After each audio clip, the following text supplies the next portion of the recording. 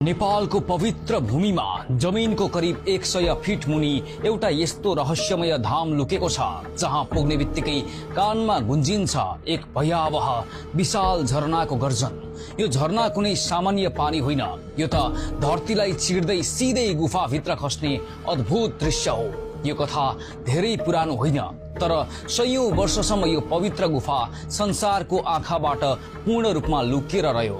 भनिन्छ केही स्थानीय बासिन्दाले एक दिन जमिनमा बनेको अचम्मको प्वालमा ध्यान दिए। त्यो प्वालबाट लगातार गुन्जिरहेको थियो पानीको अस्वाभाविक गर्जन। हिम्मतका साथ जब उनीहरूले त्यो प्वाललाई विस्तार गरे र भित्र पसे, उनीहरूले एउटा अद्भुत दृश्य देखे। उनीहरू पुगेका थिए जमिन मुनि लुकेर बसेको एक अद्भुत अलौकिक संसारमा। भित्र उनीहरूले देखे एक लामो घुमाउरो गुफा जसको अन्तिम किनारमा झल्कदै थियो एउटा स्वयम्भूको शिवलिङ्ग। त्यो दिव्य दर्शनले उनीहरू स्तब्ध भए। त्यस क्षणदेखि यस गुफालाई नाम दिइयो गुप्तेश्वर महादेव, अर्थात् लुकेको भगवान शिव। र यो चमत्कारी स्थान अवस्थित छ नेपालकै सौन्दर्य शहर पोखरामा।